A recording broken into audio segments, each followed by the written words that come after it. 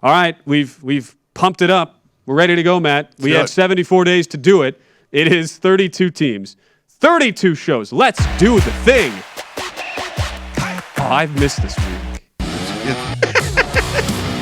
You didn't listen to I watched every episode last year. I at least watched power ranking the 32 teams in 32 shows. I watched snippets last year. It is we should add a little question mark at the bottom of the graphic where it's like 32 teams question mark. Maybe over under 32 and a half shows. Where will we draw the line? We'll get it. Well, and we're going to start with one of the teams who has had as much offseason buzz as just about anybody, Matt, and that would be the Denver Broncos. I like how we're just diving right into one of the most difficult divisions to handicap, at least on the surface here, where you've got Chiefs, Chargers, Broncos, Raiders, all appearing to have made additions to their teams in the offseason. And we'll start with Denver, 7-10. That was your last place team a season ago in the AFC West, missing the playoffs for the sixth straight season. Yet, after trading away Von Miller toward the back half of last year, defense had some good, some bad. The points allowed, the yards were good, Matt, but if you looked a little bit deeper, the DVOA numbers really, really bad. Early down success, really bad for this defense. Offense certainly struggled, and that led us into one of the biggest acquisitions of the offseason in Russell Wilson. Yeah, well, it started even at the top, right? I mean, so head coach Nathaniel Hackett comes in. He comes over, takes over for Vic Fangio. Hackett from the Packers, where he was the offensive coordinator the last 3 seasons for them. So if you are looking at as this an upside for the acquisition of Russell Wilson in that trade, then obviously a huge upgrade to bring in an offensive coordinator that's been working with Aaron Rodgers and that offense that has been humming for several seasons up there. On the offensive side, Justin Outen is coming in. He was the Packers tight ends coach for the last 3 years, so he's going to at least call a lot of the plays, I think, there for them, depending on how much Hackett wants to take over on his own there. And on the defensive side, Ejiro Evero comes over from the Rams. He was the defensive pass game coordinator over there for the Rams. Of course, with that secondary, the Rams has been one of the best secondaries in the league for the last couple of seasons as well. So on the surface, all seems like good hires here for this Broncos team as we head into the season. As you mentioned, the biggest trade in quite some time, moving Russell Wilson over from Seattle to Denver. They also pick up Randy Gregory, Billy Turner, an offensive tackle, Alex Singleton, linebacker, defensive lineman DJ Jones. They picked up corner Kwan Williams. They also picked up another offensive tackle that'll be a good kind of just a swing guy for backup in Tom Compton. So pretty good offseason here for this Broncos squad. Now out the door, Shelby Harris, Noah Fant had to go in that trade. Stephen Weatherly is also gone for them as well. The way they kind of replenished in the draft, they didn't have a first-round pick, but in the second round, they took Nick Benito as a linebacker, so he'll come in on the defensive side for them. They took Greg Dulcich in the third round. He's a tight end. Actually, one of the better and higher graded tight ends by Pro Football Focus and leading into the draft this past year. It just wasn't a high-end tight end draft, right? And so he falls to the third round. But as far as they were talking about for a modern-day tight end, he is one of the better pass catchers and route runners out there. He's kind of on the smallish side. He's kind of more like a big wide receiver than he is like an actual tight end. So might need to put on a little bit of size here in order to really contribute. But from all signs, could be a nice contributor there for the Broncos and Russell Wilson. They also took Damari Mathis in the fourth round of corner to kind of come in and give him a little bit of depth at that position. But as you mentioned, DVOA numbers last year on the defensive side of the ball, despite all that talent, 20th overall defense in 2021, according to DVOA. Now, the offense is a little bit weird because according to the DVOA numbers, they were 12th overall in offense, which I don't, again, the advanced statistics aren't the end-all be-all for me, Correct. right? And so I watched the team play.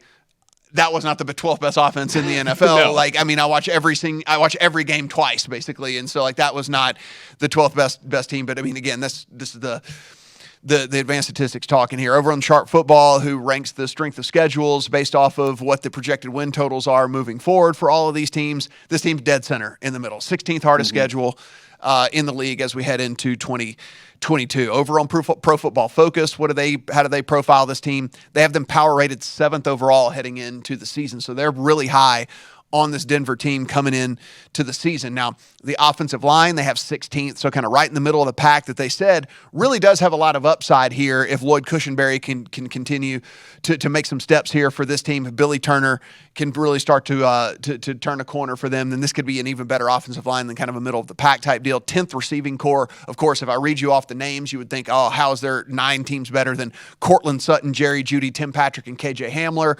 But, again, Jerry Judy's been pretty inconsistent in these first couple of years in the NFL, so he really does need to step it up for them. 17th overall defensive line, really that could go up if Randy Gregory can stay healthy, because they do factor in injury. Like, he has a top 10 pressure rate when he's actually on the field. The problem is he's only played 500 snaps in a season once since 2018, and so his problem is staying on the field. So big signing for them, but they really need to get health out of him. Bradley Chubb's been underwhelming the last couple of seasons as well. In the secondary, Patrick Surtain's an absolute stud. He will continue to get better. He's going to be one of the more lockdown corners there are in all the league. All in all, this team on paper should be one of the better teams in the NFL, but like you said, the problem becomes that division, and they've got to play those teams 2 times a piece. And there's really, 2 questions for us to answer, which we'll do next. It is, what do you expect play calling wise under a completely new regime, and how much defensive improvement is reasonable given the talent but the lack of overall execution last season? We'll answer those questions next.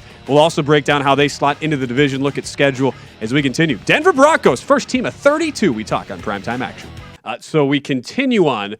It is our first team of the 32 teams and 32 shows, Denver Broncos. We laid out a lot of the offseason personnel changes, of which there were very, very many, starting at the top down for Denver with Nathaniel Hackett coming in. My big question on the offense, so you bring in Russell Wilson, and we heard all the refrains when he was in Seattle of the let Russ cook. Why are they not throwing more with Russell Wilson? You bring in Nathaniel Hackett and his offensive coordinator, who you mentioned, all under the Matt LaFleur tree. So when you combine that with the fact that last year Pat Shurmur was 22nd coming into last year in play action usage, 28th in pre-snap motion, a guy who did things in a very antiquated sense, and it did not work at all for Denver.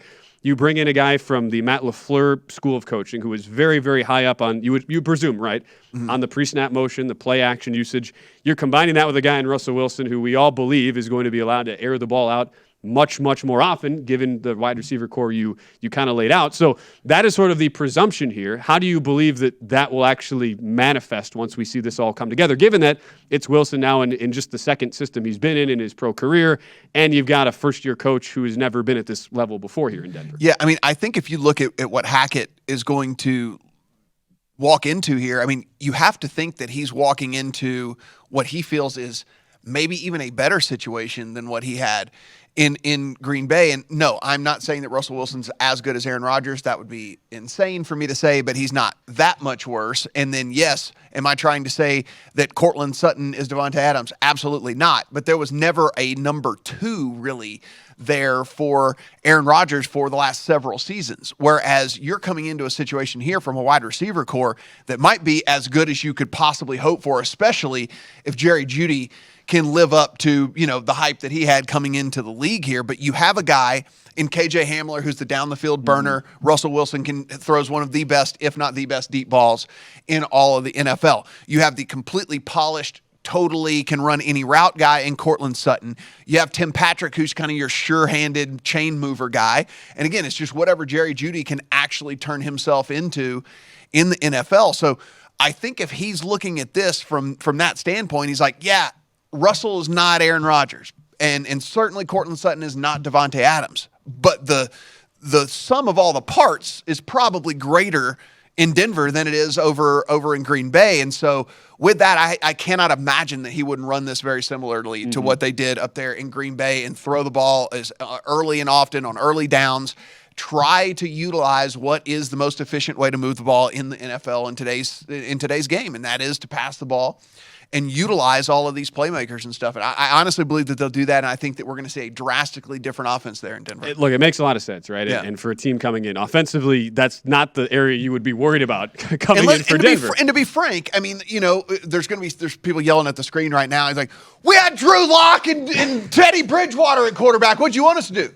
fair. And that is, and like, yeah, I mean, and fair, you know, I mean, like, yes, you probably did need to run the ball more and you probably did need to be more conservative because, yeah, you had those guys at quarterback, right? So, I mean, I get it, you know. It's, yeah, but like, here's the thing. I mean, Locke had good numbers when using play action in the shotgun going back to 2020. And Pat Shurmur was like, yeah, you know what? That's all great. And this quarterback's below average. I'm going to do that even less the next year. He did not give him any tools to succeed. Not that I think Drew Locke would have been a particularly great, you know, the answer. But to me, a lot of that root problem there came from Shurmur, and you're getting him out. You've got a very much nouveau sort of thinking there. That's got to rub off.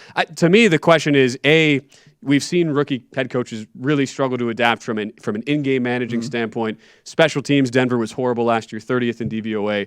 How does that go this year? When again you're going to be put in a very difficult division with a lot of tough games right out of the chute, and you bring in a defense that, keep in mind, we talked about all those struggles, Matt.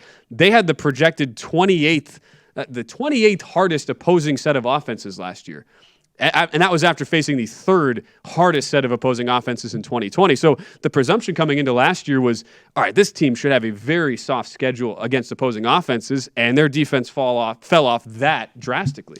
Yeah, and if we really do, if we look at what, you know, basically what you're saying here, though, is the truth. It's like this division, though, is going to be the make or break. There's going to be one of these teams that disappoints, and it's going to be which team is it that ends up disappointing, because they all four aren't going to be awesome. We know this. We've seen this time and time again. We've seen these things where we look at them like, okay, divisions of death, right? And we've said this several different times, like, how is a team ever going to make it out of here? Well, typically what happens is one of these teams drastically either disappoints from an execution standpoint or a tragic injury, right? And like ends up being what changes the course of the season for one of these guys. And it will probably happen here with one of these teams. Maybe the Chargers, who I am incredibly bullish on, don't actually take that next step, right? Maybe all these additions that they made on the defensive side of the ball doesn't make all that big of a difference, right? What if Patrick Mahomes really is just put him in there with anyone and he's going to succeed? Maybe Tyreek Hill even isn't going to be that big of a drop off for the Chiefs, right? And so there's all these questions here coming into this season that do affect the Broncos that don't have anything to do with the Broncos, right? It has everything to do with all these other teams as to how they adjust to the stuff as well, you know? And I mean, I have no worries whatsoever that Russell Wilson is going to be able to step right in and be the Russell Wilson of old. We also have to remember this last year when Russell Wilson was struggling a little bit last year. Yes, one, the offensive line was Swiss cheese, but two, he had that finger injury, remember, and just was never the same after that finger injury whenever he came back. And so now he's had a whole offseason to heal that and whatever. And so I fully expect him to be the Russell Wilson of old, and I fully expect this team to be, you know, one of the better teams in the NFL. That being said, the win total for all of these teams, as you see, like 10.5, 10-10, and then 8.5 there on the Raiders, which, by the way, I think we'll talk about the Raiders later on in the week. I mean, I think that's a little bit low, but I think that's dead on for this. I think it's dead on for this Broncos team. Like, I think they're a slightly better than 500 team, right? I mean, I think they are a slightly better than 500 squad. You can't put that number any higher. You can't put that number any lower. So you're just kind of stuck here in the ether with all three of those teams. Right. And you think about how that applies too. If we're looking at actual futures bets to be made, like plus 250. I don't know how that really can be enticing. The question that you naturally then think of is, okay, so we know that with the playoffs being expanded, wild card, especially if you're talking about new quarterback and a new system and a rookie head coach who will likely have some sort of in-game growing pains this year, and we'll see how good the defense actually is. You would think, okay, maybe a wild card is a possibility, and they are favored minus 150 to make the playoffs. Is there enough potential like win equity in your mind in a plus 850 ticket right now to win the AFC, given how tough that path is going to be to actually come out number one in the division? Yeah, I mean, I almost feel like that's a better bet than even for them to win the division, because I do think that there's going to be an adjustment period for everyone involved, right? Yeah. Not only it's a new head coach, it's a new offensive coordinator, it is a new quarterback in a new system, and playing in a difficult division. So there's a chance that this team struggles for a little bit before finding their footing and moving on and starting to really, really hum there. And so they might not win the division, but at that point, we just want to kind of get them in the tournament and then let them go from there and let the talent take over. Yeah, and let the talent take over. So I wouldn't play the 250 there, because I do think this division could be any one of those four teams. I am not kidding when I say this. Yeah. Like, I think any one of those four teams could win this. I like that idea of maybe playing one of those as the bet for the Broncos or almost any team in this division. I think you're right. I don't know that I'm running to bet division odds